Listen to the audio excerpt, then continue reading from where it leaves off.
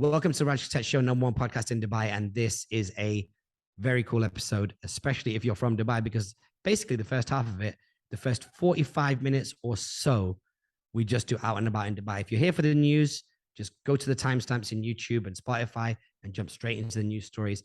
If you're from Dubai, we break down a lot of out and about in Dubai, including heading over to the Enhanced Ventures, venture capital drinks, checking out our friends, Mixed Feelings out and about in the club. And I managed to get to Nammos plus a big brunch and a yacht party. We'll break down which of those was the best and which of those was the worst. And I think you'll be quite surprised based on the brands that we're talking about. Also, Alex gets promotion to Chief Newscaster. Alex, how are you? I'm doing good. How are you? Yes, very good. We set out a challenge at the beginning of the podcast to see if Alex can do a breakdown of each of the stories. And then I actually forgot that I was meant to segue to the stories. And I realized halfway through. So Alex did a great job today. And Vik, what's going on? All good, man. How are you? Oh, he did the lamest one. I know. I did it on purpose. I did it on purpose. I'm not even gonna say, well, I am gonna say it now, but I also said it. Yeah. When? Right then. No, you didn't. I didn't then. Well, you know what? You did the salute. You get out. Yeah, there we go. I get out of it this time. All right, guys. Listen. I did it on purpose just to annoy you, but this was a good one. We're back to the old school, long out and about Dubai sections, which was actually quite fun because this week has been mad busy. Yeah, we've been out and about doing deals, moving, grooving, even sending out some early versions, some early copies of the 4 piece of content program. We don't talk about it, but I'm just seeding it here just in case you want to find out more. You can drop me a DM at Raj Kotecha. All of our contact details are in the show notes. And whilst you're rummaging around inside the show notes, looking for the part of the podcast you want to listen to, please hit the follow button, give us a 5-star rating and review on Spotify, Apple Podcast, and YouTube gang. Hit us with a subscribe or comment, especially if you hear something that you like. Alex, run the intro music.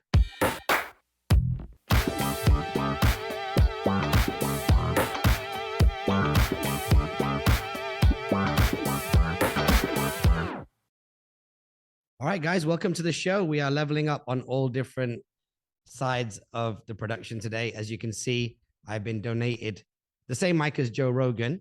Shout out to my friend Flo, who's just let me borrow this. And hopefully everybody who's out there watching on Spotify, watching on YouTube and listening is going to get a better audio quality experience. Didn't figure out the lighting just yet. Way too many lights in here.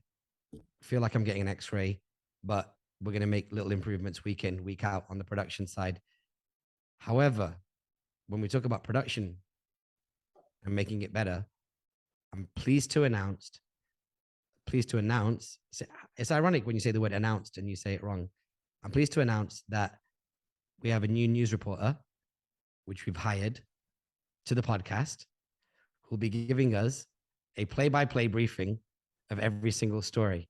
The question is now at this point in the podcast, how likely is it before we record that Alex is going to pull this off for us? So if you're listening, Alex's challenge now, because we improve the podcast every week, is to give us a story briefing, which requires him to do a couple of things. 1, read.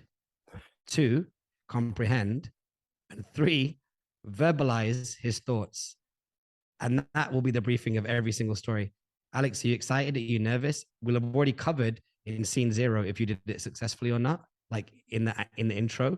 But now, technically, it's ahead of that time. How confident do you feel that you can pull this off? Today is your virgin expedition. I think it's not going to be like I'm going to do super well on all of them. I think there'll be a few stories that will be easier than the rest to just like explain for myself, just because either I can relate to the story more, so it's just easier to speak on it.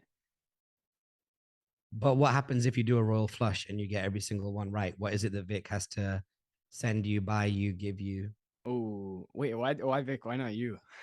Hey, listen, I'll eventually end up paying for that microphone that you've got. So no, actually, I say me, it's still going to actually, to be fair, it's going to come out of Creative Content Agency's budget. So we're both paying for it.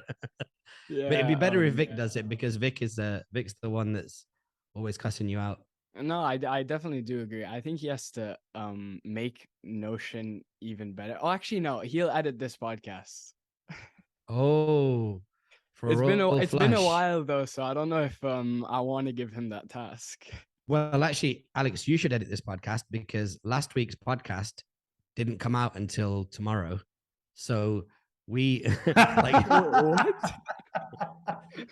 we recorded a podcast last week and it took 2 days to come out. But what I will say, which could be a good compromise, and I've been doing a lot of deal making this week. So what could be a good solution is you get a credit. So maybe you don't do the next one because we've got some production changes on this podcast, but maybe you can carry a credit between now and the end of the year where you can pass over to Vik. But then hold on. If he gets a credit, you're coming in hot, Vik. If he gets a credit, that takes it from -8 to -7. So I'm still good. Yeah. Your mic's coming in a bit hot though, maybe you need to move it a little bit further back. Me? Yeah, just a little bit. What do you reckon, Alex? Yeah, at the start a little bit.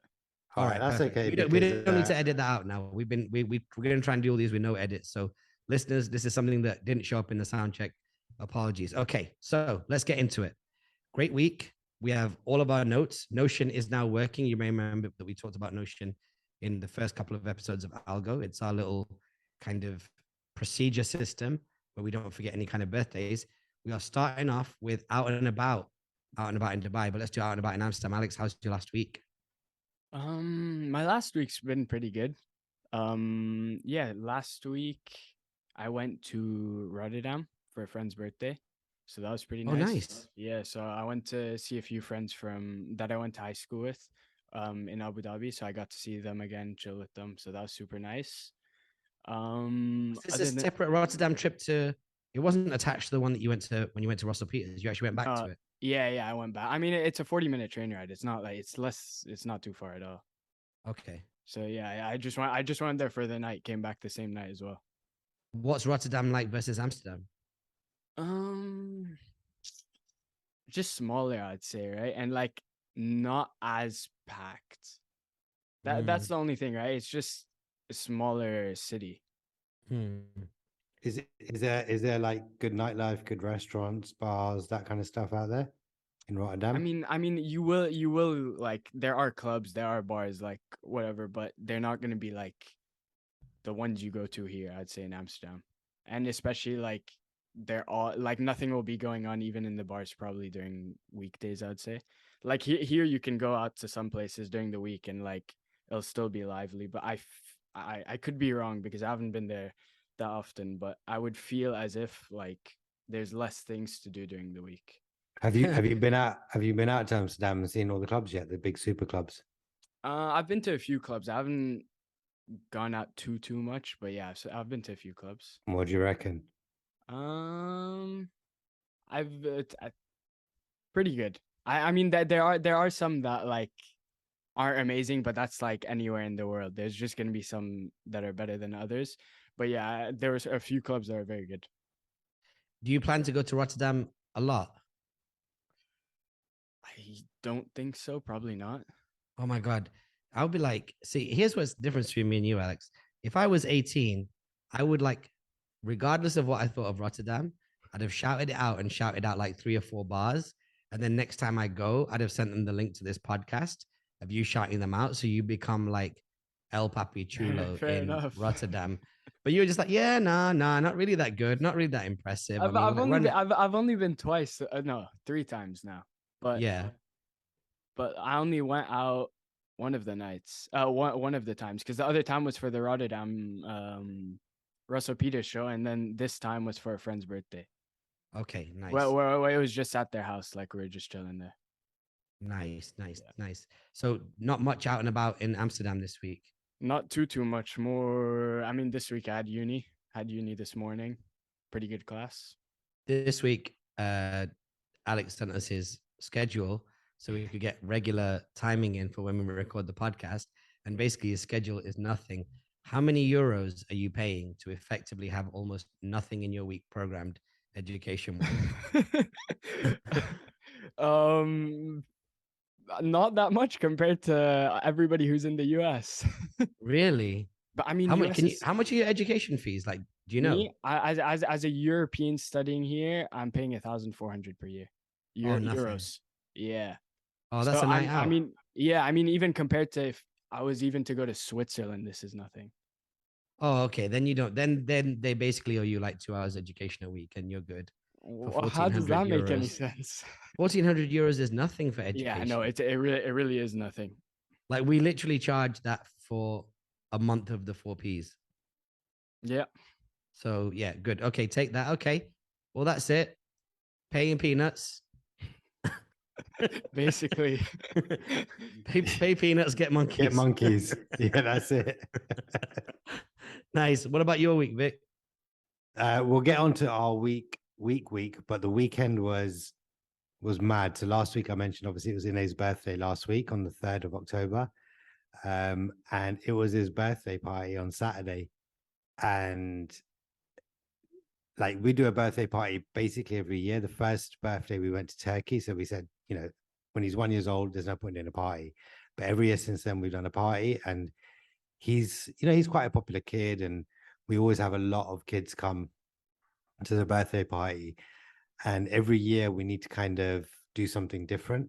And he's the kind of kid that wants to do something different to everyone else in his class.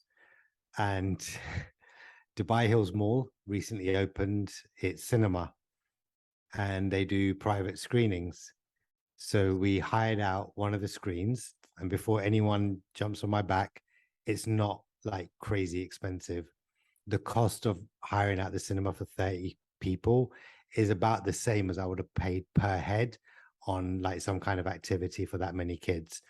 So relatively speaking, it's not crazy, but we got 23 kids in the cinema, and it was a private screening. It was basically me looking after all of those kids in the cinema. And they watched DC Super League of Pets, which is the Kevin Hart and The Rock movie. Okay, define watched. Well, right, that's it, right? So that's the okay, let me reframe that. That was the film of choice. Yeah. Basically, we got to the cinema and we got outside in like the lobby area, and literally it was mayhem. Like they were running around, security had to come tell us to like calm the kids down, put them in like a certain place, whatever. So like we had to rally them up, get them in a line. They congoed, you know, that up the escalator into the screen. I've got videos of it all.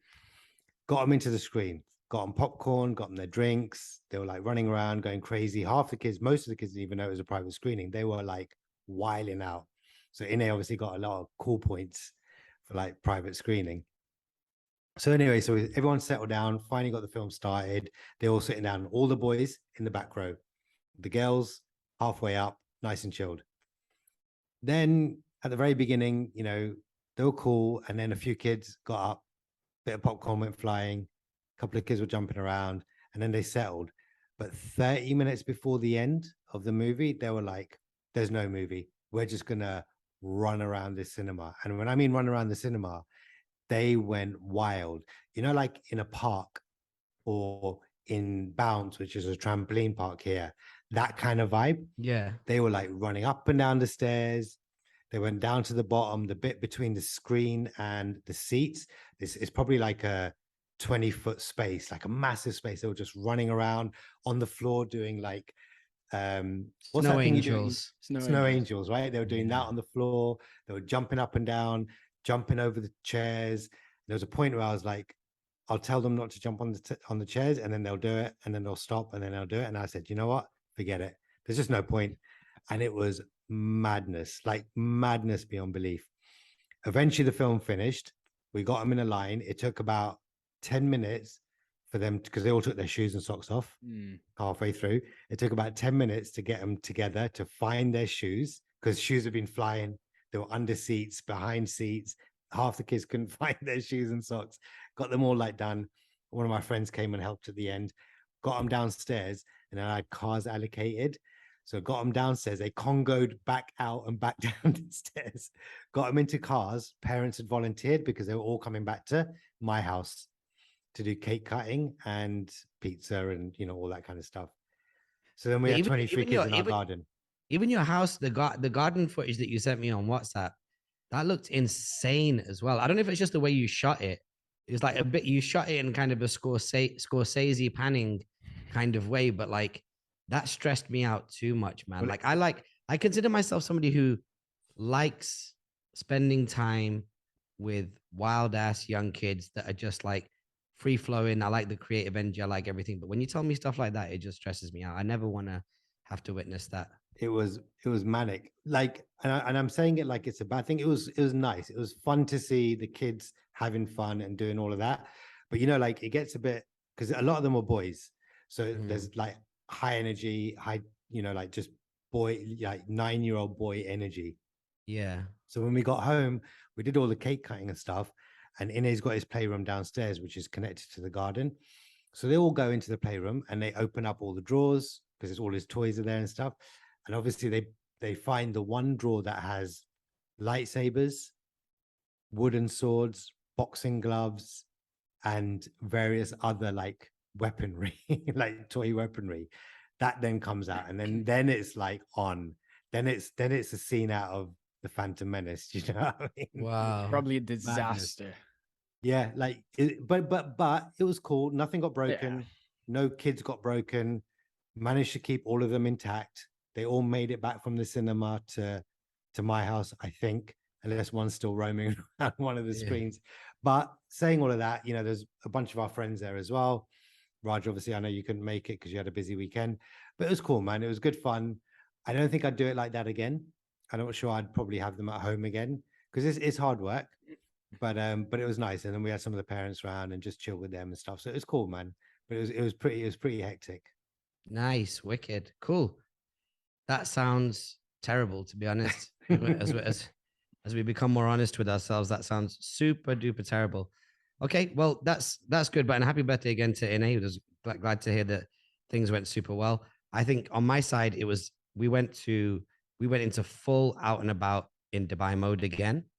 So even Alex, I've not had a chance to speak to you yet. It's gonna be very weird because Alex is now not coming to these out and about in Dubai moments. I think you'd have had a great weekend this weekend if you did, Alex. But so the thing is, this weekend I had a friend in town, a good buddy of mine. We go back 16, 17 years.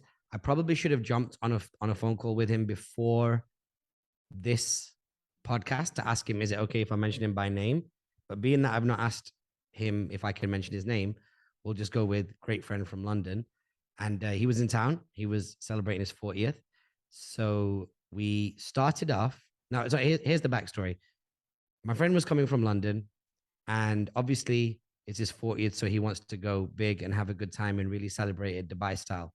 Now, with that being said, he wanted to do certain like Dubai experiences. One of those was to check out a yacht party, and the other one was to do a brunch. It's fairly like, standard 101 Dubai. But the thing about boat parties is if you're from Dubai, you typically go to a boat party with your friends. You just hire the whole yacht, and there's 30 or 40 of you, and there's a collective vibe. But obviously, he doesn't live here.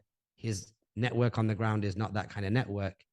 I certainly didn't have the time to put a boat party together like that. So we just jumped on the Xclusive yacht party on a Friday night. Now, this is a fixed price. You get drinks included and some food included, and then a DJ, and then they take you out. So it's very similar to like having an experience where you rent the yacht yourself, and Exclusive yachts do that too. But it's made up of different people. So people are paying, instead of paying, 10,000 or 15,000 for the whole yacht, everybody pays, 400 or 500 each. And then that collective pot makes up the price of the yacht. But then there's a varied collective of people on the boat. So of course you had like your Americans, you had your Europeans, you had your Africans, you had your Indians. Everybody was all mixed up, different groups. Now, what I will say is I was quite skeptical because you just see Exclusive yachts so much in the city that the brand is almost like, it's just so everywhere that you don't really have like high expectations of it. That being said, the yacht was really clean. The staff were really good. The different floors were nice. Like the lounge floor was really well kept. Bathrooms were well kept. They left on time. They came back on time. Everyone was super friendly. So it was pretty good. And the DJ was really good as well. The DJ started off doing like house music. And I was like, oh God, like this is a bit generic. He probably went 20 minutes on the generic house stuff. And then as we kind of pulled out of the marina area and kind of entered the ocean and the palm and Blue Water Island, started playing like more mainstream music, which I thought was a really smart move. And then that started to get people vibing. The way that they do drinks, if you do your own private yacht, of course you take your own drinks on the yacht. This one, it was all like house rack drinks. So it's just like house spirits. Do you know what I mean? It wasn't like anything particularly premium luxury, cups, this kind of thing. And I see why they did it. It wasn't the highest end experience from that point of view. Like the food, they were handing out like chicken burgers. I took like the tiniest nibble of it and then just threw it overboard because I was like, this is like cold party food. It's not definitely not the reason why you go on the boat. It wasn't very good.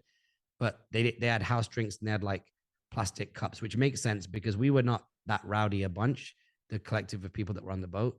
But if you did get a rowdy bunch or you did get a collective of 15, 20 people, then you can imagine that it probably makes more sense to not have like fancy glassware and all that kind of stuff. But if you're just coming to the city and you want to have the boat party experience, it's not a bad experience at all. I would actually say that it was like beyond my expectations. I was like, oh, it's going to be super generic, kind of really like nondescript, but a nice little party. And about 5-6 people came out with him as well. So met some new people. And then the next day, have you guys heard of Secret Parties? The organizer out here. Have you heard of them? Yeah. So they do brunches all across the city. Again, if you come from outside Dubai, it's kind of like a plug and play solution. So they've got one that they do in the IFC. They've got the one that do at the Taj in JLT. And then they've got one that they do at Tesoro and Taj in Business Bay. So all of us went there to celebrate his birthday. Now Tesoro is basically Miss Tess. You've been there, right, Vik? Yeah. So, Chinese hold on. So Miss Tess is now Tesoro? I think it's still Miss Tess, but what secret parties do, which is quite dope, is that they really own the whole experience. So it's not like we're secret parties, we'll book you into Miss Tess. The quality of food was higher than normal at Miss Tess. Like I've been to Miss Tess before and it's never really like changed my life. Now the service is still pretty slow. You're not going to switch out the people. And that, I feel like that place is a little bit kind of cursed when it comes to service, and people are still wearing masks and stuff. So you can't, they're wearing masks and the music's really, really loud. So you can't really hear what people are saying, but that means some stuff gets kind of like lost in when you're in conversation. But overall, like a really dope thing. I would rather go to a secret parties brunch at Miss Tess, like as it's known as Tesoro, and then rather than go to Miss Tess, which I just feel like just always comes up as like a 5 or 6 out of 10 experience for me. But then what was interesting is you can then, so the brunch was 400 dirhams. You can then head out to the outdoor area, Treehouse, and you can do like an after party there. It's like 150 dirhams and you get 4 drinks, 4 cocktails, same cocktails that you get on the brunch. Siddharth was there. Do you remember Siddharth, our friend? Yeah. Manager. Yeah, he was there. So it was wicked because as I was walking in from the brunch, as I was walking into the brunch, I just hear this guy go, Mr. Kotecha. So I was like, all right, sick. I remember from when we did My Friends, Your Friends there. So super cool dude. When we went out there for the after party, he made all the right recommendations when it comes to drinks and things of that nature. So Treehouse remains like, I feel like Treehouse is like a bulletproof venue in the city. It's always busy. Staff is always good. It's not cheap. It's one of the more expensive venues in the city, especially for Business Bay, but they can back it up. It's kind of like we were talking about Dublin. Have they still got the covered area like they had in summer, or have they just opened it out now? It's all open. All open. Yeah, it was a really cool vibe. And they had a lot of like outdoor AC. So it was a really comfortable experience. Imagine we were there from like 4:30 till like maybe 8:30, and it was comfortable all the way through. Nice. Service was good. Everything was sick, man. So shout out to Treehouse. And actually, I need to get these names. And I know I always mess up the names, but there was this one young lady there. I'm just trying to see if I can find her name. She was a white chick from Essex. And when I tell you this girl could DJ, she could DJ. Like, I'm just trying to see if I can find her. Alicia Oates. She's dope. Young, kind of like, and I said to her, how long have you been DJing for? And she was like, oh, I just started during COVID. So everything is kind of like, doesn't really stack. It's not really stacked up in her favor, right? It's like young DJ, only started a couple of years ago, but like record selection wise, she was really, really good. And I don't know if you saw my Instagram, but one of my boys, Dan Blacks, was there, the sax player. Did you see me post about a sax player? Yeah, No, I don't follow you on Instagram. Okay, nice. Well, we'll have to get you. We'll have to get you on there. This guy Dan Blacks reached out to me through Chandesh, our cousin Vik. He reached out to me during COVID, and we jumped on a call. And he was like, "I'm thinking about moving to the Dubai market." And I gave him a whole bunch of advice. And then I knew he was coming in and out, but we met each other like in situ. I saw him pull up. He's kind of like tall, hench black dude, looks like Idris Elba, like definitely like a lady pleaser, murders it on the sax, like really, really good. And it turns out that our friend whose birthday it was, he also plays the sax. And he was like, you know, you have to kind of like control your body and everything. But this guy, Dan, was so dope. He was like dancing and playing the sax whilst on stage. And then he went and did the after party area. He's super talented. So if you get a chance to check him out, Dan Blacks on Instagram, I think it's BLAXX, if I'm not mistaken, but we'll tag him up in the show notes. But he's a real class act, like dresses well, looks good, insane musical talent, and just like a whole like party starter. So wicked night, man. Now, finally, the next day, the final part of the birthday weekend, we went to Nammos. So if I say to you, Nammos, Alex, what are you thinking? Nammos, I'm Mykonos. But why? Do you know Nammos here? Nammos, yeah, I mean, there's Nammoses all over the world, but I feel like the first one I think of is the one in Mykonos. All right, okay, so they have one here in Dubai, right? Yeah, I know that, yeah. And so I went down there. It was down by the Four Seasons. Mm-hmm. So check this out. If I say to you, exclusive yachts, super mainstream, just add people, yacht party, like just add water yacht party, no pun intended. Then you've got secret parties, just add people, just add water, brunch in a box. Okay, very standardized, very mainstream. And then I say to you, Nammos, 5-star, luxury, global reputation, global franchise, richest of the rich people go in there. Mm-hmm. Which one of these three experiences would be better to you? From what I've heard, I would say secret parties. I don't know. It sounds good. I mean, I know Nammos is supposed to be crazy and all, but I feel like you're gonna say it was trash. It was probably one of the worst places. There we go. I knew it. It was like at some points I was thinking about the service, and I remember thinking to myself, like, Vik, you know when you go to Stoke-on-Trent, Junction 15, and there's the Little Chef opposite the McDonald's? I do. I think I've been in that Little Chef, and I think the Little Chef had better service than Nammos. Oh, that's wow. Like we went in there, and firstly, I get there just before 4:00, and the booking's at 4 for 6 people. I say, hey, booking for 6 people under my friend's name. They said, no problem, sir. Take a seat. 4:05, 4:10, nearly 4:15. My friends haven't showed up. That's fine. I go back to the reception. Hey, just trying to figure out what's going on with this party. Yeah, this reservation. And they said, oh, we can't seat you until your whole party's here. I'm like, well, you could have told me that earlier on. Then they were like, would you like to sit in the lounge area? I said, yeah, I would love to sit in the lounge area. It's been a long day, big weekend of partying, need a coffee. So I go to the lounge area, walk through a very busy restaurant. What I can say and what I did notice is that the staff to customer ratio is pretty high. So it felt like even though the restaurant was busy, you'd probably get really good service in there. But we went out to the back area where the beach was. Firstly, no service. No one comes over to offer me a drink. So I call the guy over 10 minutes later. Can I have a coffee? Yeah, no problem. You're talking about 12, 13, 14 minutes later, still no coffee. And the waiter is just bouncing around. I call him back. I'm like, hey, my friend, is there going to be much more of a delay on that coffee?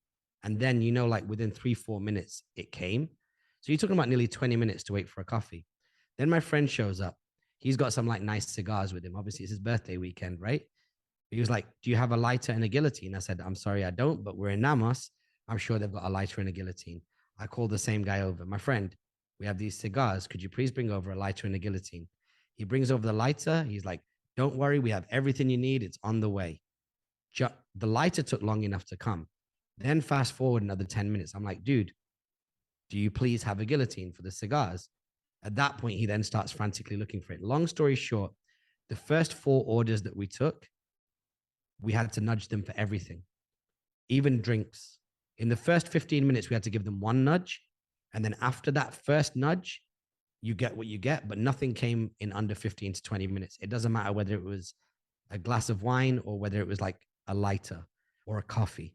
So as far as I'm concerned, wasn't a good experience. Like, wouldn't go again. Just not rated at all.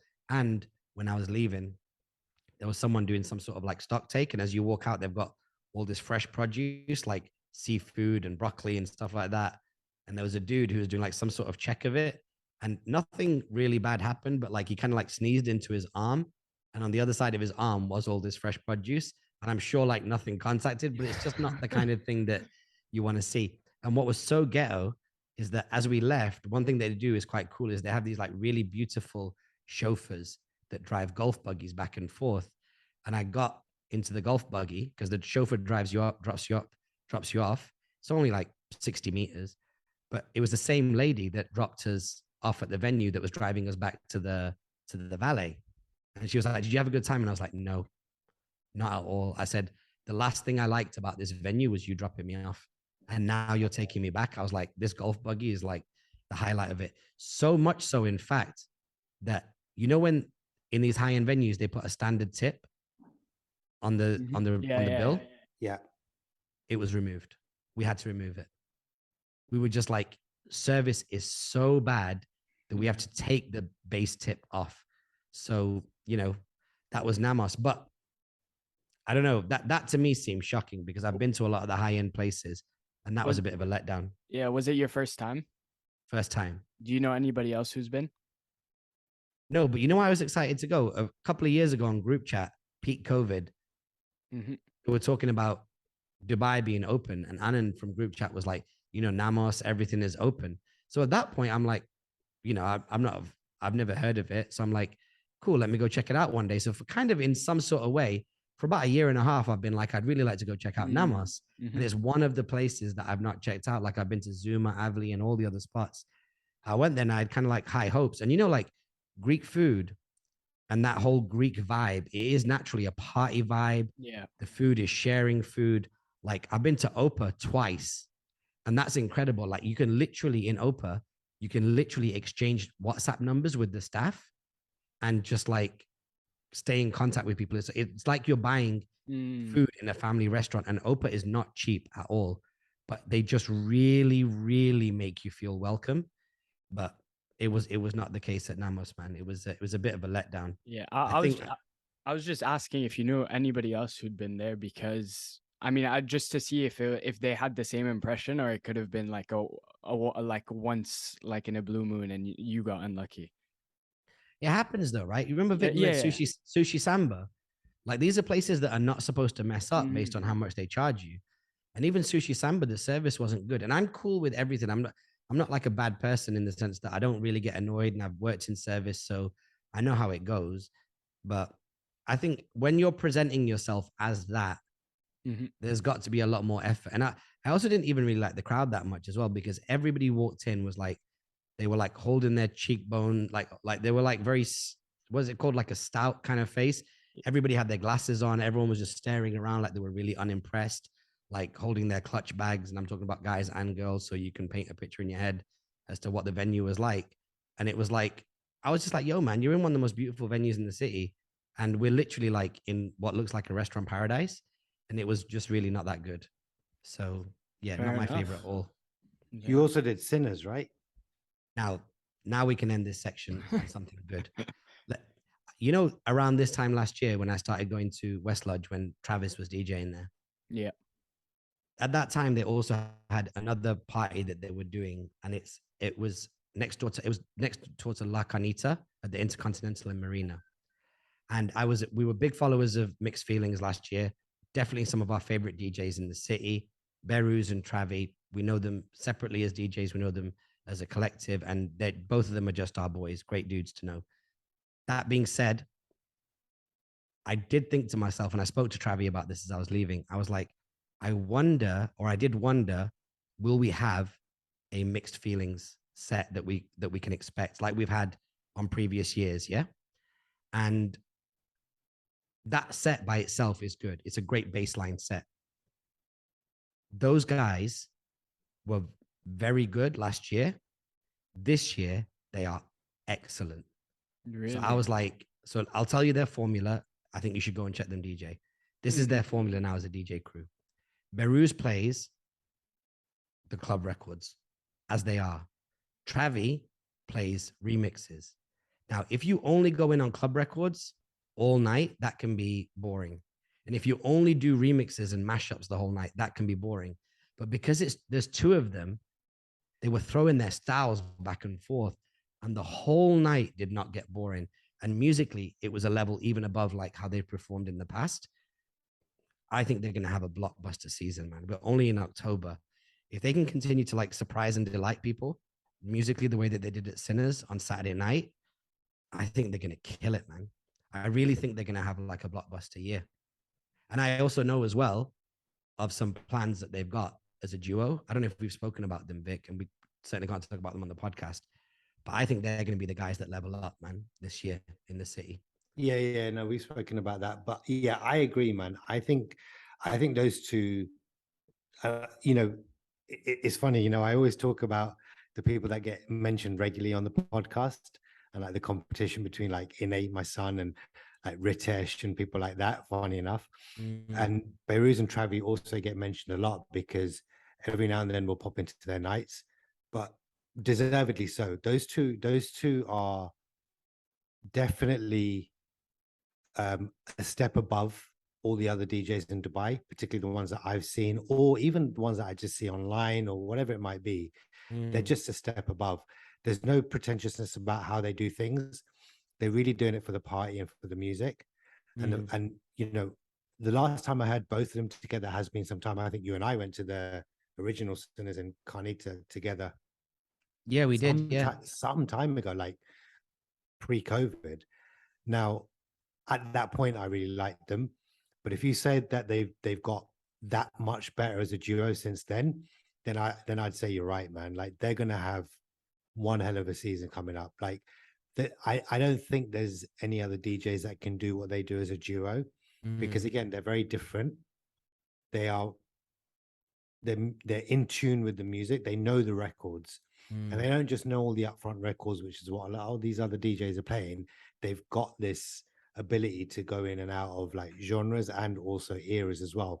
And I don't want to sound like that guy, but it does remind me of how you and I DJ together, because the way you've described those two is, although slightly different, the way you and I would DJ. We have very different styles. We mentioned on the pod last week as well, but we also know our music and we jump through eras really well and quite seamlessly. And I like seeing that, and that makes me feel good to hear that they're doing that. Yeah, it's like when you see like these old clips of like Jizza and ODB going back and forth.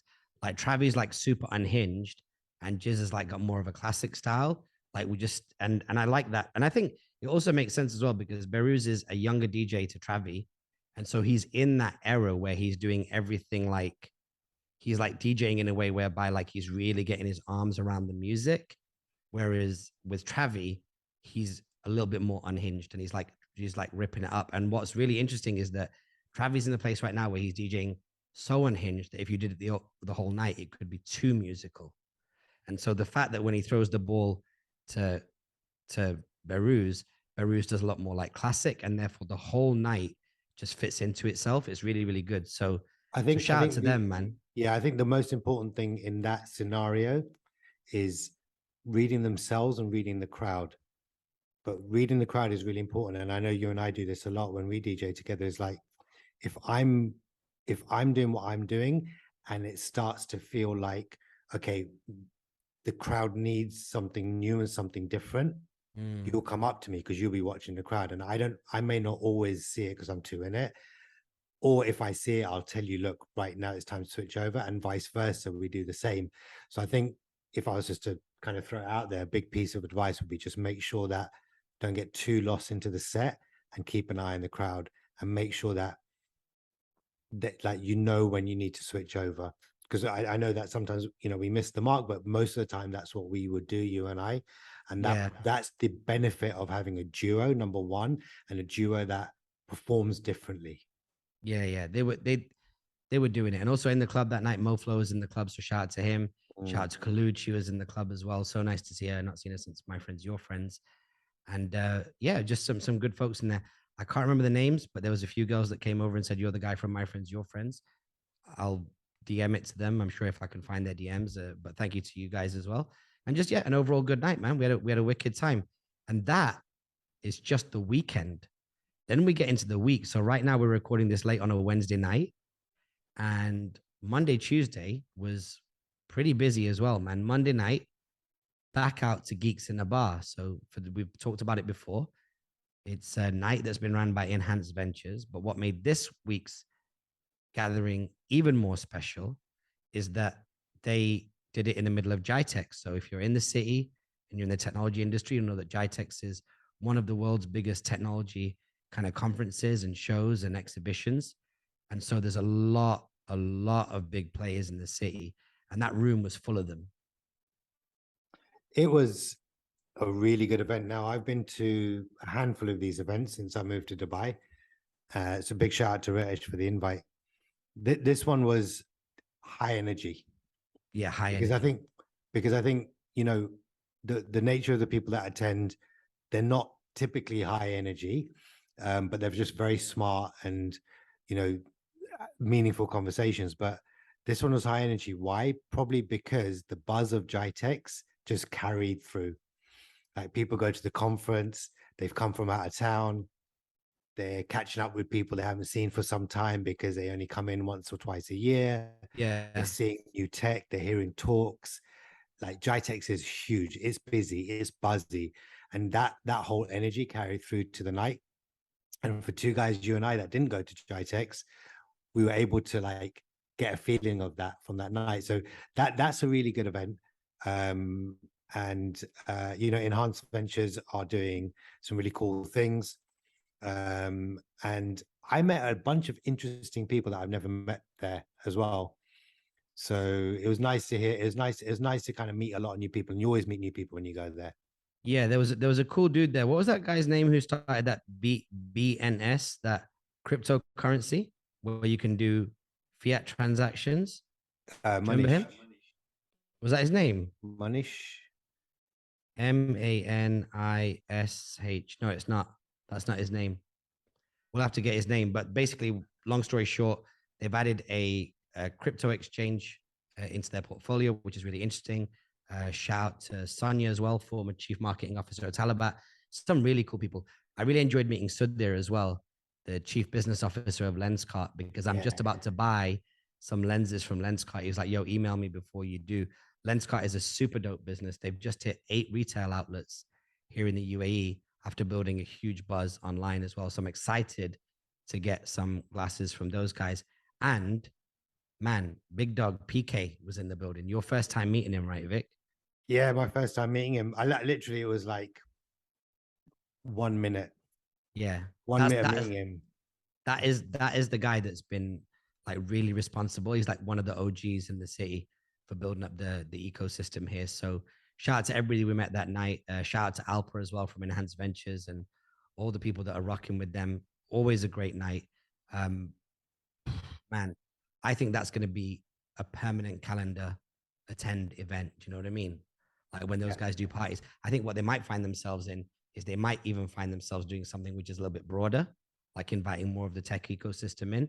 But for what they do at the moment, these very, very special events where they do like exclusive updates and they announce new companies and new funding rounds, that was pretty cool. Shout out to our friend Sudip, who we met that night as well. We caught up with him the next day, the founder of Digital of Things, which is a big UX UI agency here in the city. It's tricky because we can't really give away their business and who they're working with and stuff like that. But basically, every major brand in the region that has like design work done on their website or apps, you can pretty much tie like them into like their agency, like the number one agency in the city. Had a chance to catch up with him the next day at the office. We got a little bit of a sneak peek onto their roadmap. And what was really, really interesting is I was talking to somebody at a huge tech company here, big tech company, this week about some of the potential problems that they have from a UX UI point of view. And I was saying, are some of these problems things that could be solved differently, and how could they be solved differently? And it's dead in line with how digital things are approaching it. So I think they're on a collision course in the next quarter for just rolling out some really, really interesting stuff. So shout out to them. Where I had that conversation was at night at Taco Stars. Now, if you think that the way we talked about Enhanced Ventures Party on Monday night and how that gets bigger because of GITEX, Taco Stars, which is just basically margaritas, tacos, and the tech community just going wild in a small bar that basically has no other customers other than when Taco Stars are there. Taco Stars was like electric, white, blue flames coming out of that joint. Yo, that was mad because so we saw Gary the night before as well at Geeks in the Bar. And I said Gary's to him, the founder of, just Gary, for context, Gary is the founder of Taco Stars. Yeah. Well-known party dude. Yeah. We've spoken about before on the pod as well. But I spoke to him the night before and I go to him, look, how's it looking for tomorrow? He goes, man, it is madness. He goes, I've had 60 people sign up in one day alone. New people to his database, new people to the venue, to the event, signed up in one day. So I was like, wow, that's crazy. And what's mad is we went for dinner first with our friend from London. We went over to Palm, like West Palm Beach or whatever it's called. Went to Senor Pico, had some Mexican food, had a meeting there. And we didn't get to Taco Stars until 10:30. Now, Raj and I have been to Taco Stars before that late, and it's thinned out a little bit at that point because it's, it starts at like 8 o'clock or 7:30. When we rocked up, when we were on our way, I said, look, it might be a little bit quiet now. I expect to be busy from about 7:30, but by 10:30, I expect it to be thinned out. We go up, outside we see PK again. Yeah. He's leaving at 10:30. And I go, how is it in there? He goes, take a deep breath before you go in. Literally, those were his words. And then we said bye, walked in, couldn't move. Like, it was so busy. And that's good. It was a really good thing. It was busy on the street outside. And then the lobby area outside. Yeah, outside the hotel, outside like the venue, it was busy just there. People were just like talking and congregating outside. Then you go to the lobby, there was a bunch of people there. You get greeted at the door with Gary and his sombrero, and then you walk in, and there's like basically no room to move. Yeah, like it was like hype. Like there was, again, like I mentioned about the night before, that energy of GITEX and all of that. And bear in mind, it's like 140 dirhams for a picture of margarita, and that margarita is mad strong. Now I didn't get the picture, but everyone's walking around with basically a picture and a glass in their hand because it's reasonably priced. But yeah, man, listen, again, I met a bunch of new people there, loads of new people and lots of old faces, but a bunch of new people. And again, I like that community. It's different to the night before. There's a variety of people in this one. There's people that are kind of, early in their tech journey, like startup. There's guys that are like way more mature, and a bunch in between. There's like investors and everything like that. So it's a good spread of people. It's a nice mix. You can have different conversations with people, and you can really get a read of the market when you have those conversations with different people at different stages in their business. So I like that event a lot. Gary's a good guy, man. He's got high energy. Yeah. And what was also wild as well, I like these moments, especially when Vik's around for them. So before we get into these moments, like I want to give a shout out to Ajinka, who's in the building, young cat doing his thing in the city. And then it was nice, obviously, of course, to see Sham from Wasta and Lolita. Lolita was like had it grooving and moving inside there because she was rolling around with a picture, just spreading joy everywhere that she went. And then met a few new cats in there as well. Like met this chick Grishma, who was with one of the big tech companies, where she was with the InstaShop.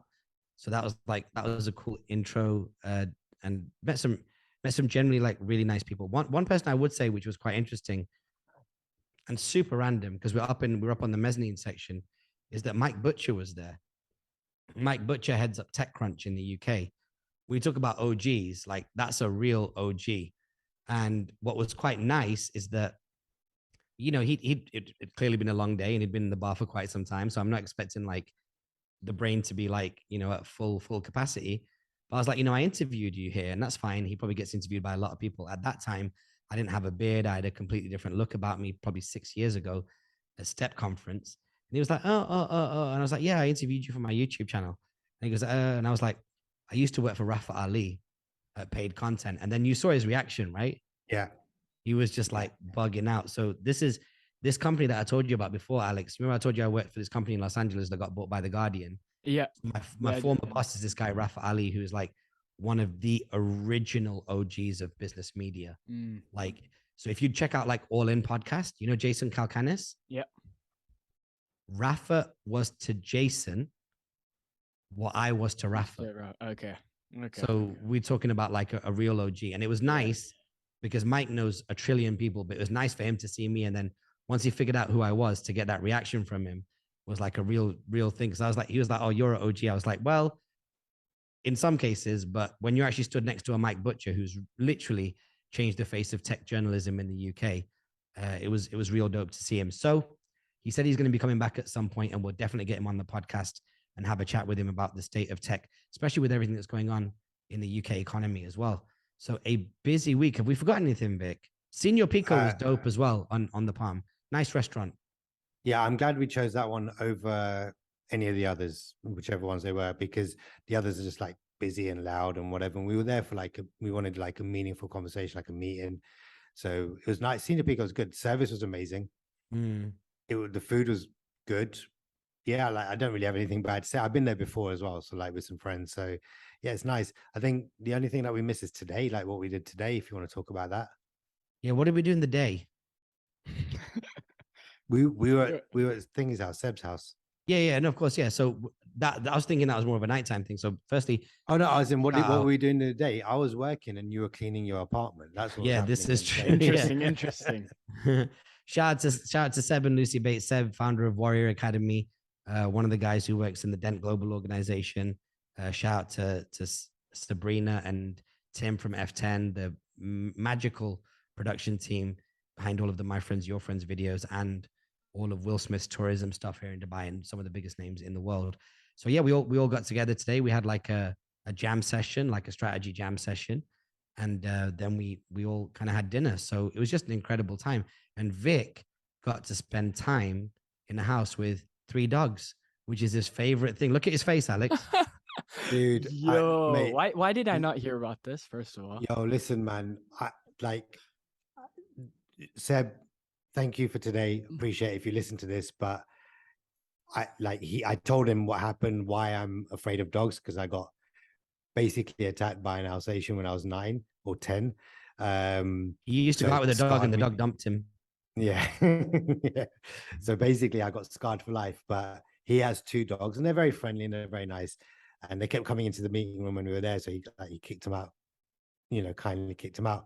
But of course, then when we went out for like dinner with everyone, the dogs were just roaming around and they were like under the table when we were eating all around. And like, I was like, that's the closest I've been to dogs for that long in 30 years. Like it was like stressful, but luckily they were good dogs. They weren't like messing with me at all. So I was happy. And then Tim and Sav came and they brought their dogs. And now there's 3 dogs and one of their dogs and Tim's dog were like playing and like barking and stuff. And that like freaked me out a lot. But yeah, I don't even know what to say. I walked out and I said to Raj, man, I can't believe like I'd been around 3 dogs for that long. That's literally, I've not done that. Like I can't be in the same room. Like I can't even be in the same house, let alone the same room, let alone anything else as dogs. Actually, so today was a bit of a breakthrough. Actually, I think Alex looks white guy bored because he's like, yeah, I love dogs. Like it's only brown people that get scared when they're around dogs.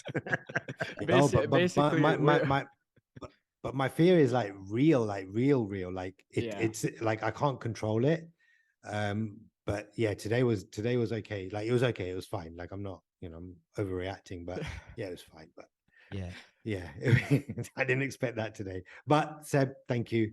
Lucy, thank you for dinner. It was awesome. Yeah, it was super dope. And also when we did go to Nammos, as terrible as the service was, shout out to Ali and Neha as well.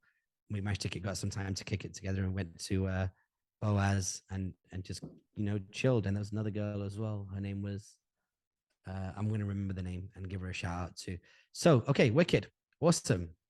How far are we into this right now? We've not even got into any news yet. Yeah, I'd say 45 minutes. I think we started. Yeah, I think 45 minutes in.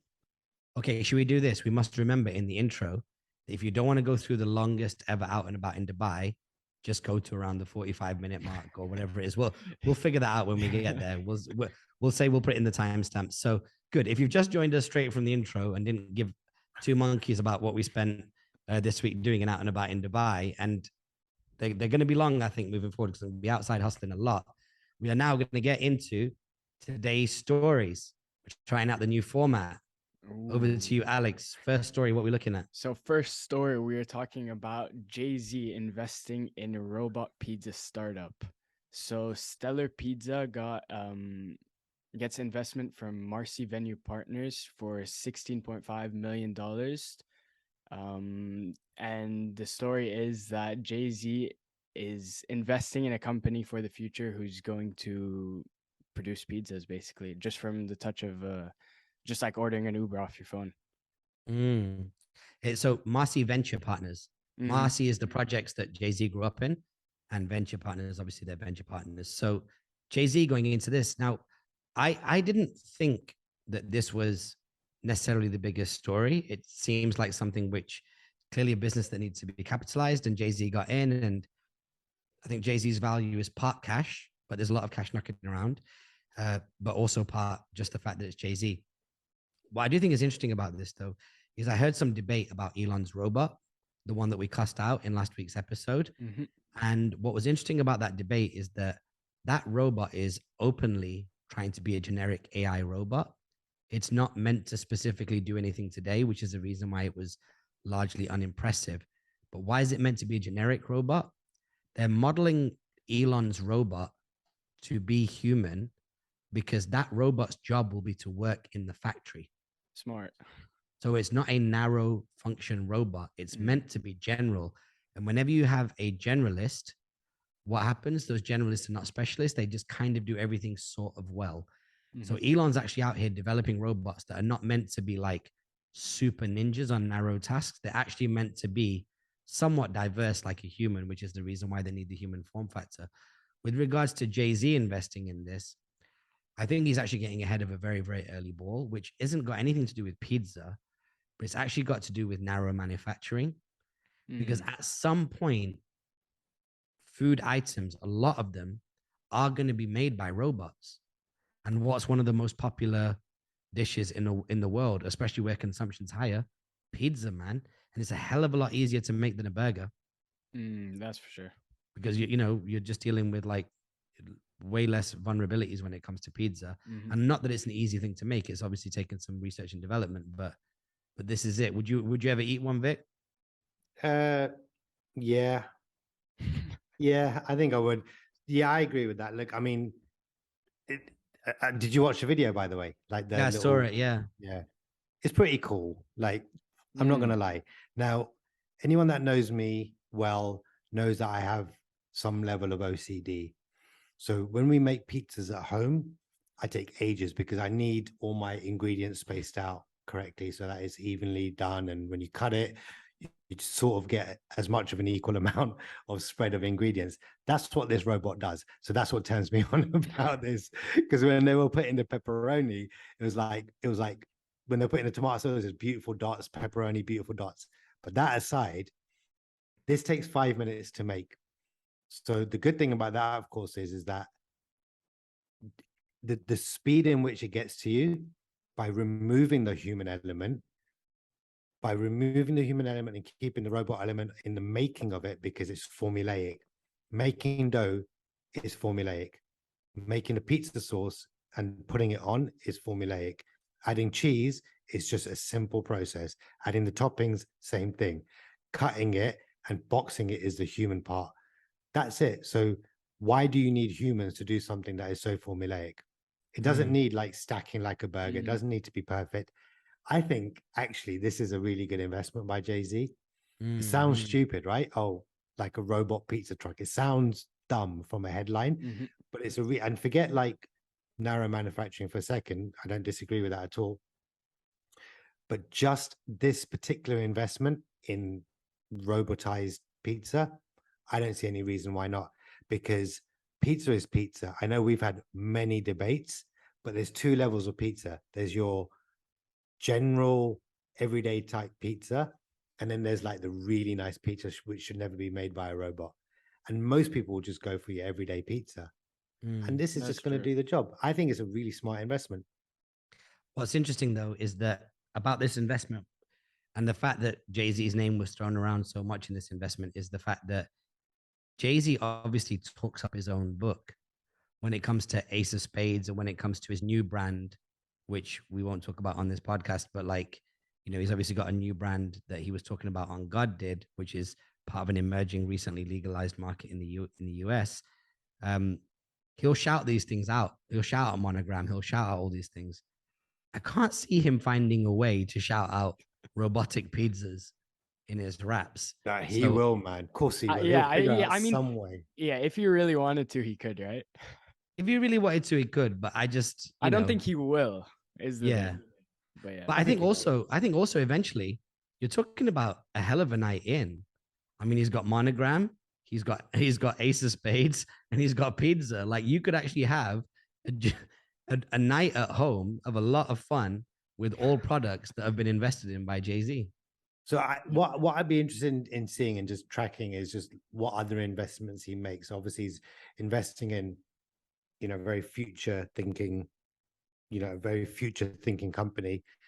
But it'd be cool just to kind of see what else he invests in. Will he continue to invest in, you know, something that is very, very future focused, or will he kind of do a bit more, consumer based products? I don't know. Who knows, right? Yeah. It'd be good just to keep watch on this. Him and Beyonce were, I think, in one of the early Uber rounds as well. Oh wow, okay. Yeah, so they've been moving around with it for a while, so that's good. So that's something to watch. What else? Next up, we're talking about Harvard MBA applications and how they have fell by more than 15%, and especially the Wharton School of the University of Pennsylvania recorded more than 13% drop. And this is said to be happening because of the labor market and the cost of the degrees are too high. Yeah, so they're saying that. So this is from Wall Street Journal. So what's interesting is they're saying that the MBA applications have dropped significantly, almost to like record levels. And the hot labor market is one thing, but they're also saying that the general kind of young professionals are making more money. They're getting higher pay rises, and then when you compare that to the cost of these courses, which is around $200,000, for them it's a bit of a no-brainer. They're already in the market, they're already making money, and by the looks of it, decent money. They're looking for shorter courses. They're not looking for long-term MBA courses, because the way that education is moving is that there's a lot of like frivolous stuff that you learn. Now, put aside the fact that doing an MBA is great for networking and meeting amazing people and, building that for the future. But just from a straight educational point of view, across education, there's a lot of frivolous kind of modules and things that you learn. You could probably cut the fat significantly. So there's a lot of, seems to be what they're saying is that a lot of people are looking for that. So this, to me, sounds like a no-brainer. Like I don't see any reason why this shouldn't be the case. I wouldn't have thought of it. It's not something that would have come to my mind. But reading the article, I'm like, yeah, this all makes sense. Why would people go and spend, particularly in an economic downturn and with everything that's happening, you're then thinking about, right, well, do I invest $200,000+ into an MBA, or do I, stick with what I got, continue to do the work that I'm doing, get the little pay rise that I've got, and keep it moving, and then maybe revisit an MBA when things get better? What do you reckon? Yeah. I mean, look, if we tear apart an MBA right now in terms of what its inherent value is, like from a first principles point of view, firstly, you're looking at potentially a 200,000 US dollar investment for a 2-year full-time course in a highly ranked business school, according to Wall Street Journal. The reason why you make that investment is because you want a return on that investment. And so the people that subscribe to an MBA, those numbers or those stats around who's subscribing is a forward-facing indicator of what market potential they might have as individual actors in the market and how they might benefit from that 200K investment. Because we are going into a very complex recession, you can't necessarily know that if you invest that 200K today, that you're going to be necessarily better off in 2 years, especially when there is predicted turbulence now. So I think that if you're confident about the state of the markets and you can predict where the market will be and where you'll sit in that market as a career participant, then you invest in the MBA. But right now, I can see the reason why they might not.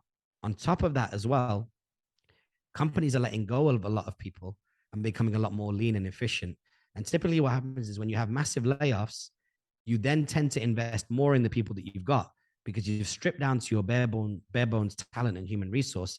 And so you're going to invest more in learning and development and keeping them. And thirdly, this variable is very big, is that I know a lot of people that have openly told me that they went and did their MBA because they wanted that pre-baked network.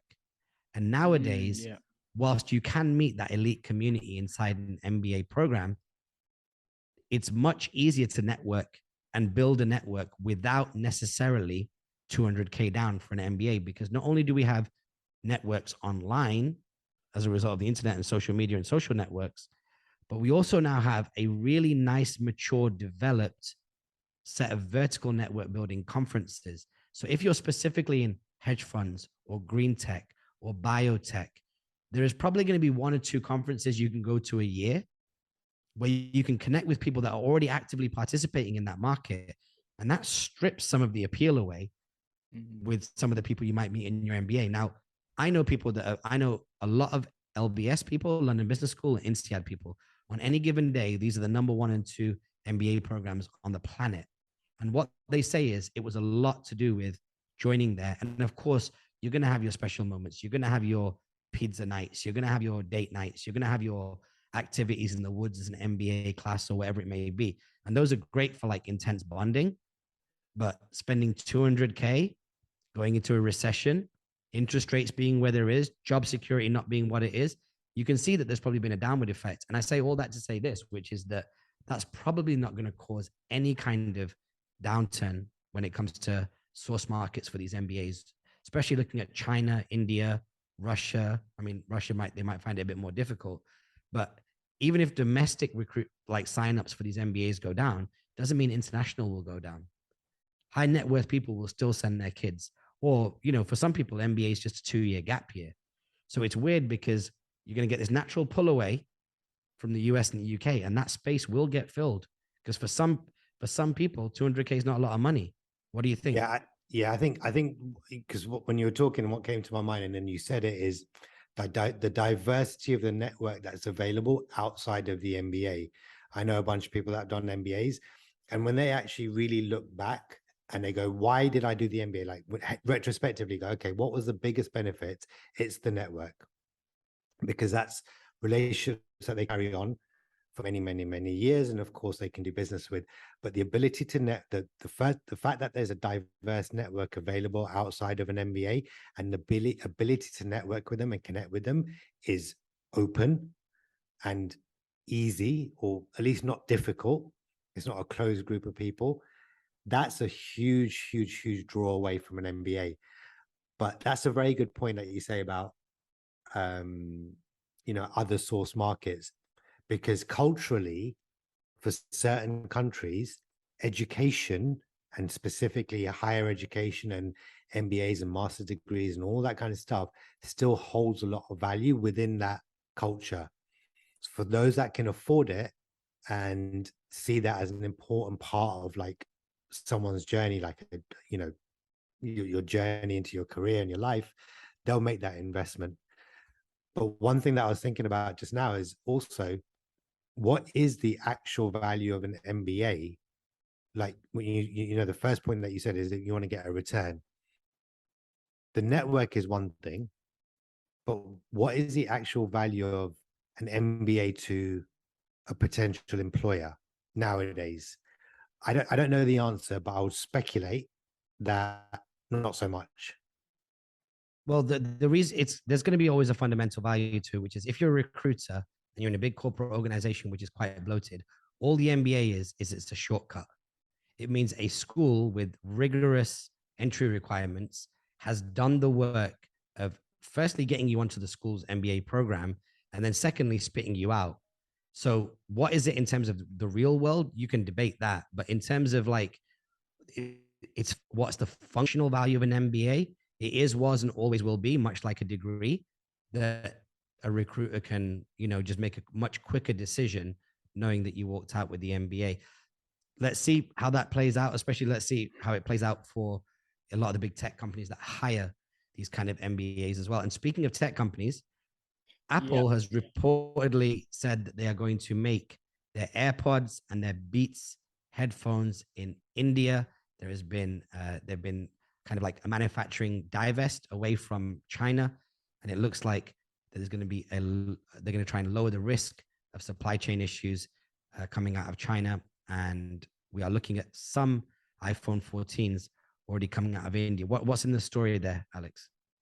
That is the whole story. Right. From the article, that is the whole story. But fair enough. What do you think? Would you like? I mean, they said it's because of supply chain issues. So if it is for that reason, then I mean, they're doing what they have to do to get their stock out, right, to whoever wants it. Mm-hmm. So I mean, it's best case for them to do it. I think that what's going to then happen though, when we're talking about this, and I think the chap's name is Tony Fadell. I think he made that. There he is. Yeah, Tony Fadell. I just put his name in my thing, and he made Nest. So Nest, I think Nest was acquired by either Amazon or somebody. Let's have a look. So he used to be senior. That's right, senior vice president at Apple Inc. And he created the iPod, and then he created Nest, and then Nest was acquired by Google. So specifically in this situation, you've got a guy who was part of the Apple machine, created something groundbreaking, and then went off to break out something by himself. I think I've only really got one point on this story, which is as manufacturing moves into India, who is the Tony Fadell, the Indian Tony Fadell, that spends 5-6 years inside that machine, breaks out themselves, makes something in the Indian market, and then has a 1.2, 1.3 billion people population on his doorstep to start selling that product to. Now, I understand that Tony was on the design side, and a lot of Apple stuff is still designed in California. They make a big deal of that on their devices, but there's going to be some transfer of intellectual property and best practice into Indian manufacturing, and Indian manufacturing has not got the kind of reputation that American and Chinese manufacturing has got, specifically in tech. Could this be the beginning of a shift for the capabilities of Indian manufacturing, especially in and around high value tech? Something worth keeping an eye on. Yeah, I think slowly certain parts of manufacturing be moving out of China, as we know. We've got some friends out in that world and that part of the world and that industry, Vietnam and places like that, kind of doing part of the manufacturing. What's interesting about the India thing and anywhere else that manufacturing moves outside of China is that if there's local manufacturing, it might encourage innovation, which is only going to be good for that specific economy. So if it encourages innovation because they're like, well, we can get it locally manufactured, I think that will just be a positive thing. So it'd be good to keep an eye on who that is and who kind of instigates that and inspires further innovation to come out of those markets, particularly India. And it'd be a wealthy and smart bunch that are hired by Apple, and it'd be interesting to see what happens when those Apple employees and when they staff up, when those Apple employees then go out and about in their world and start talking like in the streets in real flesh and bone situations to other emerging middle class populations in India. Will that help overall with Apple sales in India? I'm sure it will help. They're gonna have to just they're gonna have to keep it local and see how it finds out. It's like see how it plays out. Now, speaking of keeping it local, one guy was out of town. He wasn't local. Final story of the day. MoneyKicks. I've not met the guy, but we do have mutual friends. And from what I hear, he's one of the sweetest kids in the city. Like, really nice guy, polite, respectful dude. Obviously, there's this whole boxing side of things that he's got going on, and this whole rich kid of Dubai thing. Turns out he pulled up in the ends in London and got checked. And it looks like somebody was going to potentially try and rob him. You've seen the video, right, Alex? Yeah. What are your thoughts? I mean, he did put the blame on himself for why it happened. He told everybody he was with, don't post our location, don't do anything, and he was the one who put it by mistake, I assume, or he didn't think of it in the moment. And then, I mean, things happened, right? Somebody came, they were in their car, right? Yeah, it sounds like he was with Michael Dapper, Big Shaq. Yeah. They were moving and grooving, doing what they do. He told everybody don't post. He then posted his location. Mm-hmm. We know that can go really poorly. Or I don't especially think with what happened. I don't think he posted like with location, but he had posted at a restaurant, and like somebody just recognized it. I don't think he actually like put like where he was. Yeah. We've seen this go terribly wrong with Pop Smoke, who didn't intentionally put his location, and PNB Rock recently. Rest in peace to both of them. And you know, we've got a guy who's well known. He's not like rapper well known, but he's well known amongst that community. And it sounds to me like there was quite a bit of a hairy getaway where potentially some folks that recognized him and maybe indicated to him that, okay, oh yeah, that rich kid, yeah, might have then been trying to be around one of his cars. Luckily, he had a fleet of cars in a van. He jumped into one of the vans. And it sounds to me like in a moment of heroic greatness, Michael Dapper took his new G-Wagon and potentially blocked these criminals from robbing or kidnapping MoneyKicks. I think the kid's name is Rashid. Like I mentioned, a couple of mutuals here. He's a good guy. Very glad that he's okay. And really, really nice to hear him give Dubai a massive shout out, because the world's a bit of a crazy place at the moment. If there's one thing you can rely on, it's you know, Dubai not letting you down from a safety point of view. What do you think about this, Vik?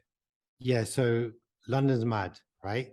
Like there's videos that are coming up online of carjackings and just like motorbikes smashing windows, robbing the drivers, you know, just all kinds of crazy stuff. I mean, I'm seeing as much as you kind of see in America as well, like shops getting what's it called? What's that word when you car ram? But there's a term for it, right? I forgot what it is. Ram raided and smashing grabs both. Ram raiding and ram raiding. A lot of that happening, and you see that happening in London.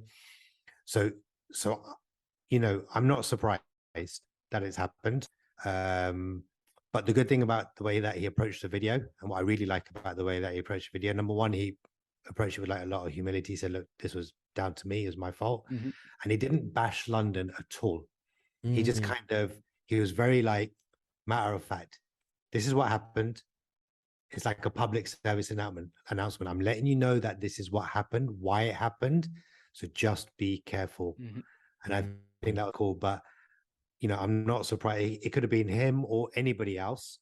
I'm just not surprised. It doesn't surprise me that it happened in London at the moment, which is a shame to say. Like, it's a shame to say because I grew up there. It's a shame to say that, but I'm not surprised that happened. Yeah, I mean, you're right. He kept it real with London. He said, you know, it is a wonderful place, and this is a warning to people from the Middle East region or anybody visiting London. I mean, you got to look at the compound effect. For years, he's been tagging posts with outlandish wealth, and he's owning his wealth. He was very braggadocious. His slogan was, "We live in life." So if you do that for a decade on social media, somebody who's hungry and in the streets is going to look at you and be like, "Oh, you're that guy, yeah? Like, you're that guy who's so comfortable bragging about his life whilst we're out here struggling." So whilst he seems to have matured and taken a much more humble approach to it and the way that he presents himself now, and maybe sports or boxing or just generally growing up and becoming more of an adult has made him more humble, there's probably still people that remember his come up and think that maybe that part of his personality still exists and they want a slice of it. And London and generally, metropolitan people, city people that are hungry and from the hood, they don't really have that kind of patience for having your better circumstances thrown in their face. So glad that he's okay. Really happy to hear that he's okay. And, an interesting piece of content to go check out on his YouTube channel. Now, let's wrap up real quick because my battery's about to die on my laptop. Firstly, I want to give a shout out in terms of something I've seen online this week. SoleDXB is back. Tickets are available right now, SoleDXB. If you want to come to Dubai and you want to hang out with me, come to SoleDXB. It's like the dates are for SoleDXB. Let me just pull it up right now. SoleDXB 2022 is going to be at the 9th to the 11th of December. So that's going to be quite easy to remember, 9/11. Okay, 9th to the 11th of December. Head on over to Dubai. SoleDXB, going to be super sick. I go every year when it's on. Of course, it's been away for a couple of years. The anticipation in the city is going to be huge, and there's going to be some dope acts. Guys, I'll give you one guess each for which act's going to come this year. Why, do you already know? Is it like I actually don't know. I would be very smug and stunting on you guys right now if I did know. I genuinely don't know. I've reached out to all the crews that I know that are associated. All we know is that it's going to be hosted by a guy called Hassan Hajjaj. Don't know what the guy does, but he looks mad cool. Okay, take one guess for an act. Travis Scott. Really? Well, he might not be wrong. Nah, you know what? He might not be wrong. He might not be wrong. He might not be wrong. All signs. That is actually, it's watertight.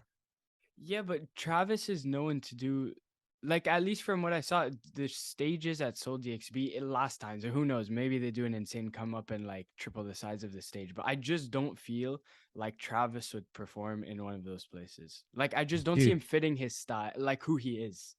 He's in promo cycle right now, but he's in recovery cycle. He had a very bad couple of years.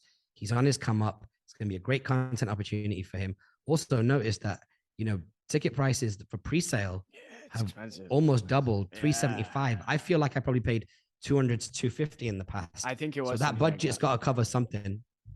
I think Travis Scott's a great guess. It might be ambitious. You're definitely aiming towards the top of the mountain on that one, Vik, but wouldn't be surprised. Alex, I guess. I don't know. I'm trying to think of like a rapper who's not too big, but is still like on the come up. And not been exhausted in the clubs. I would say probably Lil Baby. That's a good shot as well, because he's gonna be in the Middle East around that time for the World Cup, because he has the official World Cup song. So that's not a bad shout. Oh, for real? That's actually not a bad shout. That's probably a because end of November, I'm sure he is the World Cup final, and he'll have to perform before the game starts at the final. So he'll be in the Middle East. Okay. Well, if you got any guesses on who's going to be performing at SoleDXB, drop us a message at Raj Kotecha on Instagram. I'd love to hear your thoughts, or leave us a comment in the YouTube comments. Now, that's about it. This is a weird episode, and for anybody who felt like the out and about in Dubai was too long at 45 minutes, we'll work on it in the future. But the truth is, it has been a grind week this week. It has been nonstop, and it will continue to be nonstop, probably well into next week. So lots of stuff to report on out and about in Dubai next week. Last week, I felt very bad because I did not give a shout out to our incredible team that do all of our editorial, who basically set us up with the stories to go over that we've gone over today. So shout out to Arjun Shah, Bal Singh, Jessel, Kishan Ramsamy, aka Kishmeister, Kyron, Neil, and Salman. Get well soon, Salman. He's got a flu. All right. Anybody else you want to give a shout out to, or any content recommendations real quick? I've got 5% battery left. Oh, I want to give a shout out as well to Flo again for letting me borrow his mic. Okay. Any recommendations? Nah, not for me. Yeah. I've not got anything new content wise that is worth shouting out. No, not really. And all the shout outs I've given during the episode. I would say keep an eye on Ali Abdal's channel. More information on that. More information on that in the coming weeks. If you've not seen him, he does productivity, British Pakistani guy, medic, gone all in on YouTube. Alex, what about you? Me, Anything you've seen online this week? You said content recommendations and shout outs. I thought about shout outs. I was just gonna shout out my mom, dad, and my brother.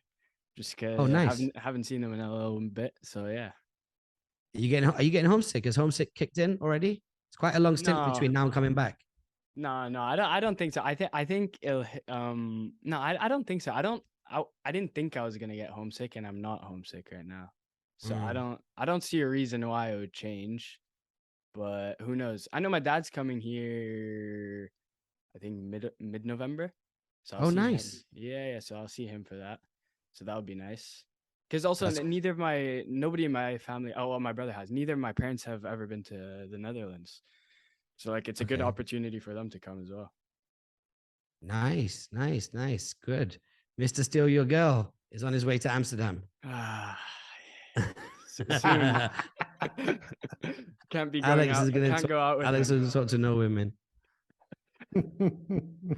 Well, actually, I did have one content recommendation as well. Head over to the CoinDesk podcast. The title came out last week. What OPEC and oil cuts mean for the global economy and geopolitics. I really enjoyed that. Typical CoinDesk, goes in around 16, 17 minutes, I think, if I'm not mistaken, hosted by NLW. A very, very good breakdown. Not the simplest, definitely not the most complex. A real chance to get a brain pill on that kind of subject, which is very, very important at the moment, because OPEC last week cut its oil supplies, and that's going to give even more pressure to the West and anybody that relies on OPEC-based oil.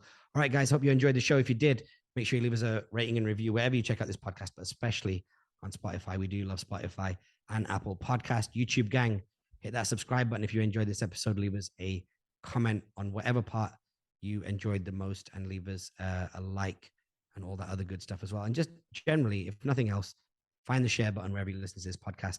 Make sure you send it on to a few people. That's all we got, right, guys? Yep. That's everything. We'll see you next week. Peace.